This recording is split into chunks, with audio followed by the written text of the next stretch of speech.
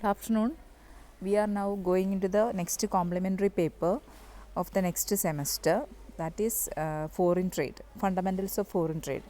Fundamentals of foreign trade, there are 3 chapters, out of which we will be and me and Bindu teacher will handle together.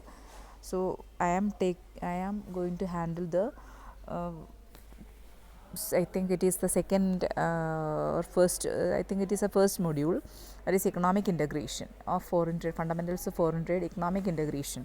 That is the first module, I think. So I am starting with the first module. Syllabus I will share to the new Google Classroom, which I will create for the foreign trade itself, foreign trade only. So I will create a new Google Classroom and I will share the syllabus into the Google Classroom. So now I am starting with the economic integration, that is the first module of the fundamentals of foreign trade of next semester complementary paper. Okay, now we are moving on to the first topic, that is economic integration. Integration, you mean that there is a integrate ചെയ്യാന്ന് വെച്ചാൽ ഒന്നിപ്പിക്കുക, ഏകോപിപ്പിക്കുക, that is joining together. Economic integration, that is joining some joint organizations of some nations, that is called economic integration. So economic integration, or the theory of economic integration, means the commercial policy of discriminatively reducing or eliminating trade barriers only among the nations joining together. So here economic integration or theory of economic integration means the commercial policy of, that is a commercial policy means which is policy which is related with trade, commerce. So commercial policy means policy which is related with the commerce or trade. So commercial policy of discriminatively reducing or eliminating. Discriminatively means with some discrimination, വിവേചനപരമായി നമ്മൾ eliminate ചെയ്യുകയാണ്, അല്ലെങ്കിൽ ഇല്ലാതാക്കുകയാണ്, അല്ലെങ്കിൽ നമ്മൾ reduce ചെയ്യണം, കുറയ്ക്കുകയാണ്. എന്താണ്? Trade barriers only among the Nations joining together. അതായത് ഒന്നിച്ച് combine ചെയ്ത് ഒന്നിച്ച് ജോയിൻ ചെയ്യുന്ന രാഷ്ട്രങ്ങൾ തമ്മിൽ, അതായത് ഒരു ഓർഗനൈസേഷനിൽ ഒന്നിക്കുന്ന രാഷ്ട്രങ്ങളുടെ ഇടയിൽ ട്രേഡ് ബാരിയേഴ്സ് അല്ലെങ്കിൽ ട്രേഡിനുള്ള തടസ്സങ്ങളെ ഇല്ലാതാക്കുക, അങ്ങനെയുള്ള അല്ലെങ്കിൽ ആ ട്രേഡ് ബാരിയേഴ്സ് കുറയ്ക്കുക എന്നുള്ള പോളിസി, ആ ഡിസ്ക്രിമിനേറ്റിംഗ് പോളിസി, വിവേചനകരമായ പോളിസിയാണ് നമ്മൾ എക്കണോമിക് ഇൻ്റഗ്രേഷൻ എന്നുകൊണ്ട് ഉദ്ദേശിക്കുന്നത്. That means commercial policy, that is A commercial policy, വാണിജ്യ പോളിസിയാണ് അല്ലെങ്കിൽ ട്രേഡ് പോളിസിയാണ് ഓഫ് ഡിസ്ക്രിമിനേറ്റീവ്ലി മീൻസ് വിവേചനപരമായി, അല്ലേ? ഡിസ്ക്രിമിനേറ്റീവ്ലി reducing or eliminating trade barriers only among the nations joining together. So the countries which are joining together, they are eliminating the trade barriers, or they are reducing the trade barriers among themselves. These countries, they are joining together and they are forming some associations. So they are eliminating the trade barriers, or they are reducing the trade barriers among themselves. So such a discriminating policy of commercial policy is called economic integration. So economic integration is a discriminating policy, commercial policy, which is aimed at reducing or eliminating the trade barriers among the member nations or among the countries which are joining together. ഒന്നിച്ചു ചേരുന്ന രാഷ്ട്രങ്ങളുടെ ഇടയിൽ trade barriers ഇല്ലാതാക്കിക്കൊണ്ട് ഉള്ള ഒരു commercial പോളിസിയാണ് നമ്മൾ എന്ത് പറയുന്നത്, economic integration എന്നുകൊണ്ട് ഉദ്ദേശിക്കുന്നത്. So there are many forms of economic integration, or there are many degrees of economic integration. പല തരത്തിലുള്ള എക്കണോമിക് ഇൻ്റഗ്രേഷൻ ഉണ്ട്. So they can be called as degrees of economic integration, or levels of economic integration, or types of economic integration, or forms of economic integration. അപ്പോൾ economic integrationൻ്റെ forms എന്ന രീതിയിലോ types എന്ന രീതിയിലോ അല്ലെങ്കിൽ പലതരത്തിലുള്ള എക്കണോമിക് ഇൻ്റഗ്രേഷൻ ഉണ്ട്. അത് ഏതൊക്കെയാണെന്ന് നമ്മൾ ഡിസ്കസ് ചെയ്യാൻ പോകുന്നത് ഇനി അടുത്തതായിട്ട്. സോ എന്താണ് ഇക്കണോമിക് ഇൻ്റഗ്രേഷൻ നമ്മൾ പറഞ്ഞത്? That is a commercial policy of discriminatively reducing or eliminating trade barriers among nations which are joining together. So that is called economic integration. Now we are moving on to the types of economic integration, or levels of economic integration, or degrees of economic integration. So there are different types of economic integration, or there are different levels of economic integration. So we are going to discuss the different types of economic integration. So the first one is preferential trade agreements. First one is preferential trade agreements. Then second, free trade areas. Then comes customs unions. Then comes common markets, and then economic unions. So these are the different types of economic integration or different forms of economic integration. That is preferential trade agreements, trade arrangements, then free trade area, then customs union, then common markets and economic unions. So these are the different degrees of economic integration or different types of economic integration. So they are preferential trade arrangements, then free trade areas, then customs unions, then common markets and economic unions. These are the different types or degrees of economic integration. So first we are going to discuss about preferential trade arrangements. Preferential trade arrangements that we are going to discuss. So preferential trade arrangement is a type of economic integration in which they provide lower barriers on trade among participating nations than on trade with non-member nations. So in this arrangement, in this preferential trade arrangement, there is lower trade barriers among participating nations. അതായത് ഈ preferential trade അറേഞ്ച്മെൻറ്റ്സിൽ പങ്കെടുക്കുന്ന രാഷ്ട്രങ്ങളുടെ ഇടയിൽ ചെറിയ തരത്തിലുള്ള അല്ലെങ്കിൽ ചെറിയ തോതിലുള്ള ട്രേഡ് ബാരിയേഴ്സേ ഉണ്ടാവുള്ളൂ. ട്രേഡിനുള്ള തടസ്സങ്ങൾ വളരെ കുറവായിരിക്കും. There will be lower trade barriers on trade among participating nations. That is than on trade with non-member nations. So there may be member nations also, as well as non-member nations. Member nations of preferential trade arrangements will have a facility of lower trade barriers, whereas non-member nations will not have such facility. So there may not be any lower trade barriers with the non-member nations. അപ്പോൾ non-member nationsന് ആയി ട്രേഡിൽ ഏർപ്പെടുമ്പോൾ ഉള്ള ബാരിയേഴ്സിനേക്കാൾ കുറഞ്ഞ trade barriers ആയിരിക്കും ആർക്കുണ്ടാവുക എന്ന് പറയുന്നത് member trading നേഷൻസിന്. ഈ preferential trade അറേഞ്ച്മെൻറ്റ്സിൽ പങ്കെടുക്കുന്ന മെമ്പർ ട്രേഡിംഗ് നേഷൻസിന് നോൺ മെമ്പർ ട്രേഡിംഗ് നേഷൻസിനേക്കാൾ ബാരിയേഴ്സ് കുറവായിരിക്കും. അങ്ങനെയുള്ളൊരു തരത്തിലുള്ള അറേഞ്ച്മെൻറ്റിനെ നമ്മൾ പറയുന്നത് പ്രിഫറൻഷ്യൽ ട്രേഡ് അറേഞ്ച്മെൻറ്റ് എന്നുകൊണ്ട് ഉദ്ദേശിക്കുന്നത്. So there is lower barriers on trade among ആരുടെ ഇടയിലാണ് പാർട്ടിസിപ്പേറ്റിംഗ് നേഷൻസ് ദാൻ ഫോർ എന്താണ് നോൺ മെമ്പർ നേഷൻസ്. അപ്പോൾ നോൺ മെമ്പർ നേഷൻസിനെ അപേക്ഷിച്ച് പാർട്ടിസിപ്പേറ്റിംഗ് നേഷൻസിന് എന്ത് കുറവായിരിക്കും? ട്രേഡ് ബാരിയേഴ്സ് കുറവായിരിക്കും. ഈ രാഷ്ട്രങ്ങളുടെ ഇടയിൽ ഈ പ്രിഫറൻഷ്യൽ ട്രേഡ് അറേഞ്ച്മെൻറ്റിൽ പങ്കെടുക്കുന്ന രാഷ്ട്രങ്ങളുടെ ഇടയിൽ ട്രേഡിനുള്ള തടസ്സങ്ങൾ വളരെ കുറയ്ക്കുന്ന ഒരു സംവിധാനമാണ് ഈ പ്രിഫറൻഷ്യൽ ട്രേഡ് അറേഞ്ച്മെൻറ്റ് എന്നുകൊണ്ട് ഉദ്ദേശിക്കുന്നത്. So this is the loosest form of economic integration.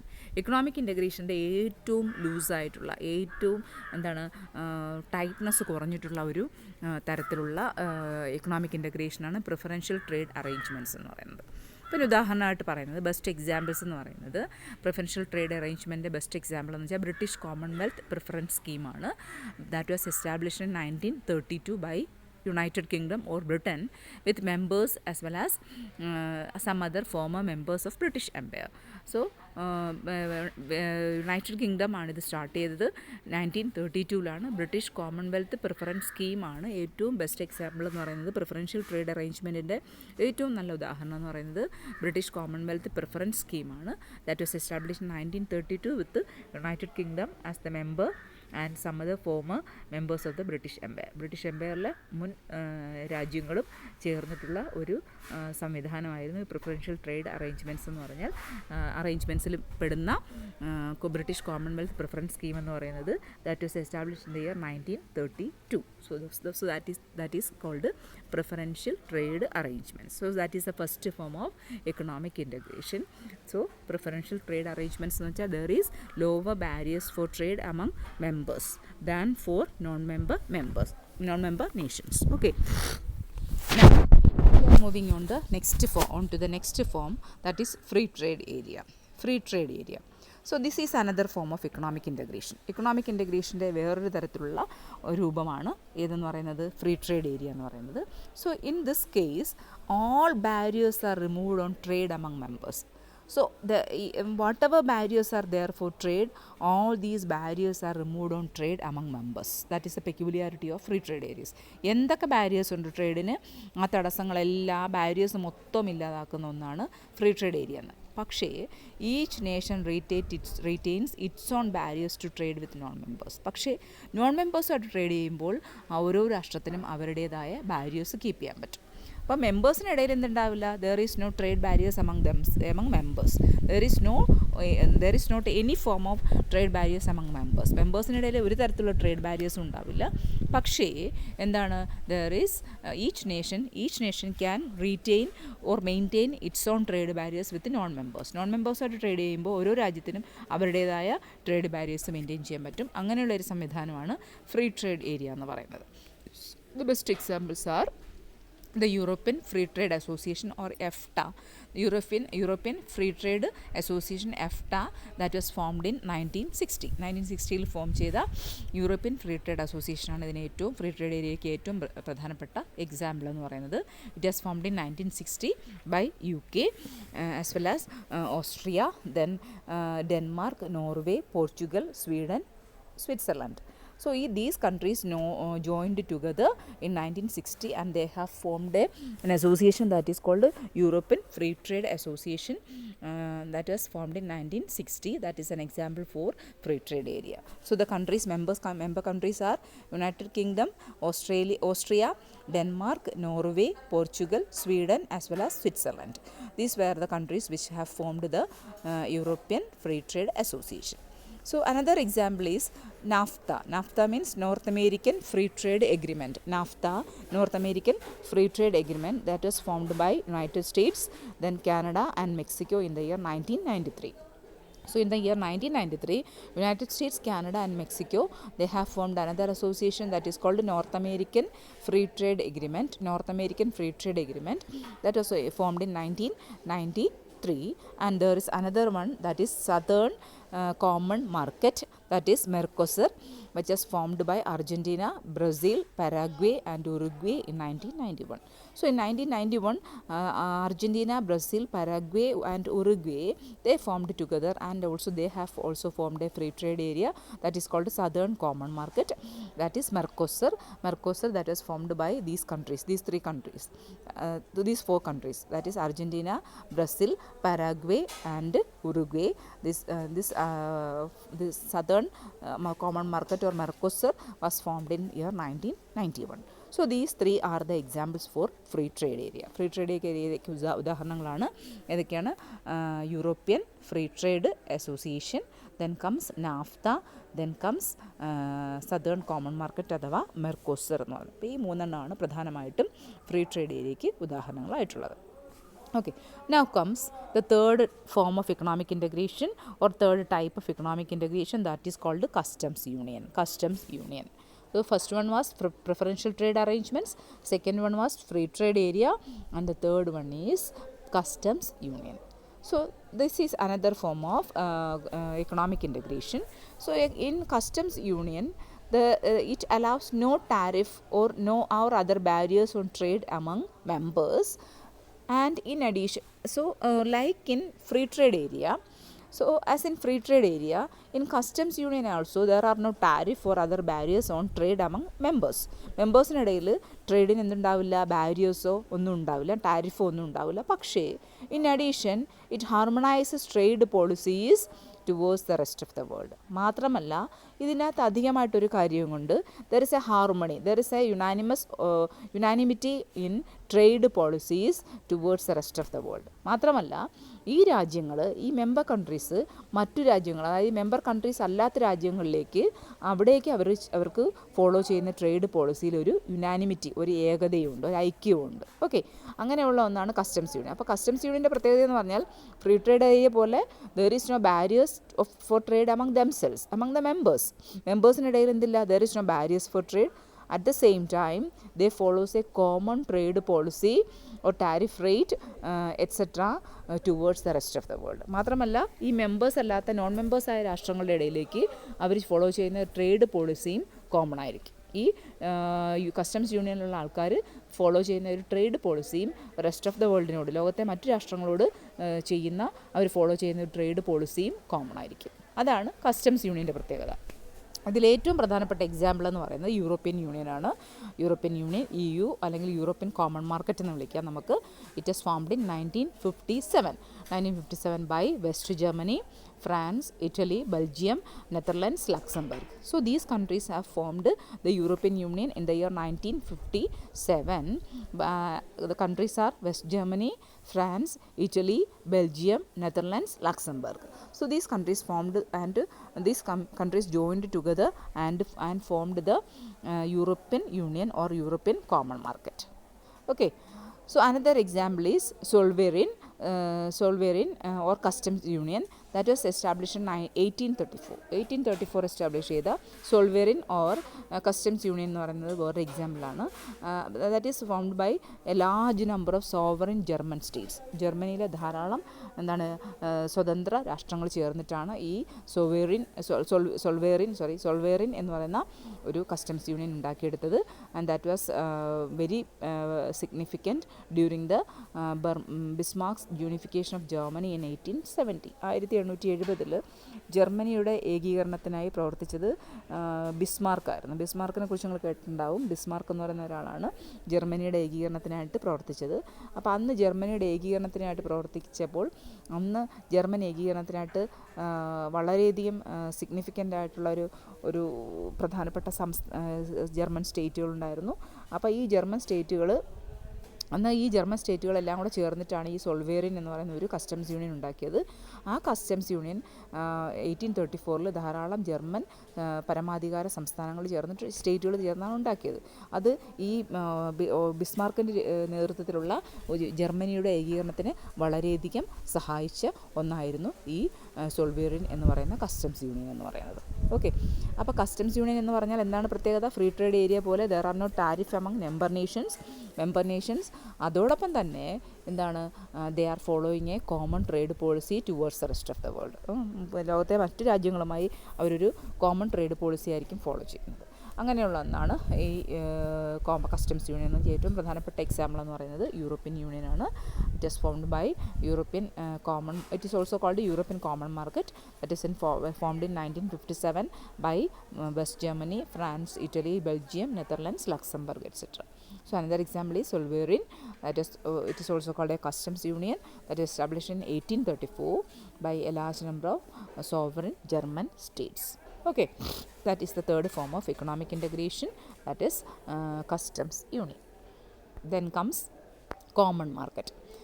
So common market is another form of economic integration. That is, a common market goes beyond the customs union. അപ്പോൾ customs യൂണിയനേക്കാൾ കുറച്ചും കൂടെ മുന്നോട്ട് പോകുന്ന, കുറച്ചുകൂടെ ഒരു പടി മുന്നോട്ടുള്ളതാണ് എന്ന് പറയുന്നത് കോമൺ മാർക്കറ്റ് എന്ന് പറഞ്ഞാൽ. പക്ഷേ by also allowing the free movement of labour and capital among member nations. അപ്പോൾ കസ്റ്റംസ് യൂണിയൻ കഴിഞ്ഞിട്ട് കസ്റ്റംസ് യൂണിയനിൽ നിന്ന് ഒരു പടി കൂടി മുന്നോട്ട് പോയിട്ട് they are allowing the free movement of labour and capital among member nations. അപ്പോൾ ഈ കസ്റ്റംസ് യൂണിയനിൽ കോമൺ മാർക്കറ്റിൽ പങ്കെടുക്കുന്ന ആൾക്കാർ എന്താണ്, അവരുടെ രാഷ്ട്രങ്ങളുടെ ഇടയിൽ, മെമ്പർ നേഷൻസിനിടയിൽ ക്യാപിറ്റലും ലേബറും വളരെ ഫ്രീ ആയിട്ട് മൂവ് ചെയ്യാൻ പറ്റും. അങ്ങനെ ഒരു സംവിധാനവും കൂടെ ഉണ്ട് കോമൺ മാർക്കറ്റിൽ. ഇപ്പോൾ കോമൺ മാർക്കറ്റിൽ കസ്റ്റംസ് യൂണിയൻ്റെ സകലമാന പ്രത്യേകതകളുമുണ്ട്. അതോടൊപ്പം തന്നെ എന്താണ്, there is a free movement of labour and capital among the member നേഷൻസിൻ്റെ ഇടയിൽ ലേബറിനെയും ക്യാപിറ്റലെയും വളരെ ഫ്രീ ആയിട്ട് എന്ത് ചെയ്യാൻ പറ്റും, മൂവ് ചെയ്യാൻ പറ്റും, അങ്ങോട്ടും ഇങ്ങോട്ടും കൊണ്ടുപോകാനും പറ്റും. So the European Union has achieved the status of a common market at the beginning of 1993. 1993 തുടക്കത്തിൽ യൂറോപ്യൻ യൂണിയന് ഈ ഒരു കോമൺ മാർക്കറ്റിൻ്റെ ഒരു സ്റ്റാറ്റസ് കിട്ടി. കോമൺ മാർക്കറ്റിൻ്റെ എല്ലാ ഫീച്ചേഴ്സും ആര് നേടി? യൂറോപ്യൻ യൂണിയൻ നേടി. അതായത് ഫ്രീ മൂവ്മെൻറ്റ് ഉണ്ടായിരുന്നു, ട്രേഡ് ബാരിയേഴ്സ് ഇല്ലാതാക്കി, ലേബറും ക്യാപിറ്റലും ഫ്രീ ആയിട്ട് മൂവ് ചെയ്യാൻ പറ്റി. അങ്ങനെ എല്ലാ കോമൺ മാർക്കറ്റിൻ്റെ എല്ലാ ഗുണങ്ങളും യൂറോപ്യൻ യൂണിയന് 1993 തൊട്ട് കിട്ടിയിട്ടുണ്ട്. Okay, that is another form of economic integration, that is common market. Now comes economic union. Economic union is another form of economic integration that is going still further beyond common market. അപ്പോൾ economic union കുറച്ചും കൂടെ മുന്നോട്ട് പോയി, ഒരു പടി കൂടി മുന്നോട്ട് പോകുന്ന ഒന്നായിരുന്നു. That is harmonising or even unifying the monetary and fiscal policies of the member state. അപ്പോൾ ഇതുവരെ പറഞ്ഞ കസ്റ്റംസ് യൂണിയൻ്റെ എല്ലാ പ്രത്യേകതയുണ്ട്, കോമൺ മാർക്കറ്റിൻ്റെ പ്രത്യേകതയുണ്ട്, ലേബർ മൂവ്മെൻറ്റും ക്യാപിറ്റൽ മൂവ്മെൻറ്റും ഒക്കെ ഉണ്ട്. അതോടൊപ്പം തന്നെ there is a unanimity or unification of monetary and fiscal policies of member states. Member സ്റ്റേറ്റ്സിൻ്റെ മോണിറ്ററി പോളിസിയും ധനനയവും നാണ്യനയവും ഒക്കെ കോമൺ ആയിരിക്കും. അവർ ഫോളോ ചെയ്യുന്ന മോണിറ്ററി പോളിസീസും ഫിസ്ക്കൽ പോളിസീസും ഒക്കെ എന്താണ് യൂണിഫൈഡ് ആയിട്ടുള്ള ഒരു ഫിസ്ക്കൽ പോളിസിയും ഒരു മോണിറ്ററി പോളിസി ആയിരിക്കും അവർ ഫോളോ ചെയ്യുന്നത്. അങ്ങനെയുള്ള ഒരു പടി കൂടി മുന്നോട്ട് പോയിട്ടുള്ള ഒരു സംവിധാനമാണ് എക്കണോമിക് ഇൻ്റഗ്രേഷൻ്റെ ഒരു സംവിധാനമാണ് ഇക്കണോമിക് യൂണിയൻ എന്ന് പറയുന്നത്. അപ്പോൾ economic union goes still further beyond, that is by they are harmonizing all the fiscal policy as well as monetary policies followed by the member nations. So this is the most advanced type of economic integration. Economic integration തന്നെ ഏറ്റവും advanced ആയിട്ടുള്ള സംവിധാനമാണ് എന്ന് പറയുന്ന economic union എന്ന് പറയുന്നത്. ഉദാഹരണം ബെനിലക്സ് എന്ന് പറയുന്നതാണ്. എന്ന് പറഞ്ഞാൽ that is economic union of Belgium, Netherland, then Luxembourg. അപ്പം 3 ബെൽജിയത്തിൻ്റെ BE, നെതർലാൻഡ്സിൻ്റെ NE, LUX, ലക്സംബർഗിൻ്റെ LUX. അപ്പോൾ ബെനിലക്സ് എന്നുള്ളതാണ്.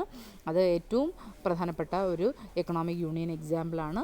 ബെൽജിയം, ലക്സംബർഗ്, ദെൻ നെതർലാൻഡ്സ് 3 രാഷ്ട്രങ്ങളോട് ചേർന്നിട്ട് വേൾഡ് വാർ സെക്കൻഡിന് ശേഷം ഉണ്ടായിട്ടുള്ളതാണ്. Now they are the part of European Union. ഇപ്പോൾ അവർ യൂറോപ്യൻ യൂണിയൻ്റെ ഭാഗമാണ്.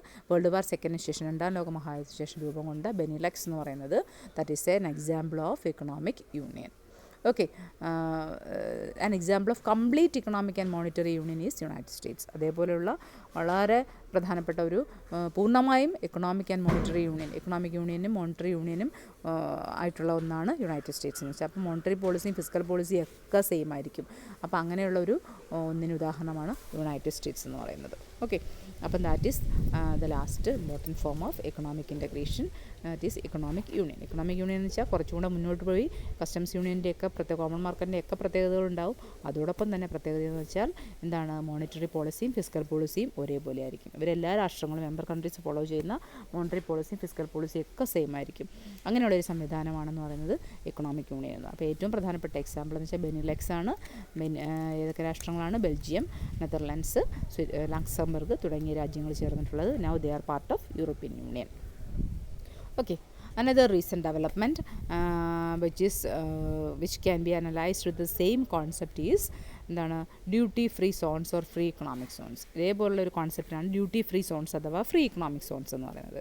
അപ്പോൾ ഡ്യൂട്ടി ഫ്രീ സോൺസ് എന്ന് പറഞ്ഞാൽ these are the areas which are set up to attract foreign investments by allowing raw materials and intermediate products duty free. അപ്പോൾ ഇത് free duty free zones അല്ലെങ്കിൽ ഫ്രീ ഇക്കണോമിക് സോൺസ് എന്ന് പറഞ്ഞാൽ ഈ ഫ്രീ ഇക്കണോമിക് സോണിൽ വരുന്ന പ്രദേശങ്ങളിൽ അവിടെ എന്താണ്, ആ ഏരിയയിൽ ഫോറിൻ ഇൻവെസ്റ്റ്മെൻറ്റ് വളരെ ഫ്രീ ആയിട്ട് അട്രാക്റ്റ് ചെയ്യാൻ പറ്റും. അതായത് റോ മെറ്റീരിയൽസ് ആയാലും ഇൻ്റർമീഡിയറ്റ് പ്രോഡക്ട്സ് ആയാലും, അതായത് റോ മെറ്റീരിയൽസ് ആയാലും പകുതി ഉൽപ്പാദിപ്പിക്കപ്പെട്ട ഉൽപ്പന്നങ്ങളായാലും ഡ്യൂട്ടി ഫ്രീ ആയിട്ട്, അതായത് യാതൊരു തീരുവയും ചുമത്താതെ ഫ്രീ ആയിട്ട് എത്തിക്കാനുള്ള പ്രദേശങ്ങളെയാണ് നമ്മൾ ഫ്രീ ഇക്കണോമിക് സോൺസ് എന്ന് പറയുന്നത്. അല്ലെങ്കിൽ എന്താണ്, ഡ്യൂട്ടി ഫ്രീ സോൺസ് എന്ന് പറഞ്ഞാൽ. ഡ്യൂട്ടി ഫ്രീ സോൺസ് എന്ന് പറഞ്ഞാൽ these are areas which are set up to attract foreign investment. വിദേശ നിക്ഷേപം എന്താണ് സ്വീകരിക്കുന്നതിന് വേണ്ടി അല്ലെങ്കിൽ ആകർഷിക്കുന്നതിന് വേണ്ടി എന്താണ്, റോ മെറ്റീരിയൽസും ഇൻ്റർമീഡിയറ്റ് പ്രോഡക്ട്സും പകുതി ഉൽപ്പാദിപ്പിച്ച ഉൽപ്പന്നങ്ങളൊക്കെ വളരെ ഫ്രീ ആയിട്ട്, ഡ്യൂട്ടി ഫ്രീ ആയിട്ട്, അതായത് യാതൊരു തീരുവയും ചുമത്താതെ കൊണ്ടുവരാൻ വേണ്ടി നമ്മൾ വികസിപ്പിച്ചെടുത്തിട്ടുള്ള ഏരിയാസിനെയാണ് നമ്മൾ പറയുന്നത് ഫ്രീ ഇക്കണോമിക് സോൺസ് എന്നോ അല്ലെങ്കിൽ ഡ്യൂട്ടി ഫ്രീ സോൺസ് എന്നോ എന്തുകൊണ്ട് മീൻ ചെയ്യുന്നത്. അപ്പോൾ അതും ഈ അടുത്ത കാലത്തായിട്ട് വന്നിട്ടുള്ള ഒരു എക്കണോമിക് ഇൻ്റഗ്രേഷൻ്റെ രീതിയിൽ നമുക്ക് പറയാനായിട്ട് പറ്റുന്ന ഒന്നാണ് ഡ്യൂട്ടി ഫ്രീ സോൺസ് അഥവാ ഫ്രീ ഇക്കണോമിക് സോൺസ് എന്ന് പറയുന്നത്. അപ്പോൾ ഇത്രയാണ് പ്രധാനമായിട്ടും ഇക്കണോമിക് ഇൻ്റഗ്രേഷനെ കുറിച്ച് നമുക്ക് പറയാനുള്ളത്. അപ്പോൾ ഇക്കണോമിക് ഇൻ്റഗ്രേഷൻ നമ്മൾ എന്താണെന്ന് പറഞ്ഞു. That is A commercial policy of discriminating എന്താണ് ഡിസ്ക്രിമിനേറ്റിംഗ് ഓഫ് എന്താണ് trade barriers with discriminating of reducing or eliminating trade barriers among member Nations which are joining together. ഒന്നിച്ച് വരുന്ന മെമ്പർ നേഷൻസിൻ്റെ ഇടയിൽ ട്രേഡ് ബാരിയേഴ്സൊക്കെ ഇല്ലാതാക്കുന്ന ഒരു വിവേചനപരമായ ട്രേഡ് പോളിസി അല്ലെങ്കിൽ കമേഴ്ഷ്യൽ പോളിസിയാണ് നമ്മൾ എന്ത് പറയുന്നത്, ഈ ഇക്കണോമിക് ഇൻ്റഗ്രേഷൻ എന്നുകൊണ്ട് മീൻ ചെയ്യുന്നത്. പലതരത്തിലുള്ള ഇക്കണോമിക് ഇൻ്റഗ്രേഷൻ ഉണ്ട്. എന്തൊക്കെയാണ്, അല്ലെങ്കിൽ അതിൻ്റെ ഡിഗ്രി ഓഫ് ഇക്കണോമിക് ഇൻ്റഗ്രേഷൻ എന്ന് വിളിക്കാറുണ്ട്. Preferential trade arrangements, free trade area, പിന്നെ customs union, common market, economic union എന്നിവയാണ് പ്രധാനപ്പെട്ട എന്താണ് ഇക്കണോമിക് ഇൻ്റഗ്രേഷൻ്റെ പ്രധാനപ്പെട്ട ഫോംസ് അല്ലെങ്കിൽ ഡിഗ്രീസ് എന്ന് പറയുന്നത്. കേൾക്കുക, എന്തെങ്കിലും സംശയങ്ങളുണ്ടെങ്കിൽ ചോദിക്കുക. അടുത്ത ദിവസം ഞാൻ ചോദ്യങ്ങൾ ചോദിക്കുന്നതായിരിക്കും. തൊട്ടടുത്ത ദിവസം ചോദ്യം ചോദിച്ചതിന് ശേഷം മാത്രമേ ഞാൻ ഈ ക്ലാസ് ബാക്കി ഫോളോ ചെയ്യുള്ളൂ. ഓക്കെ.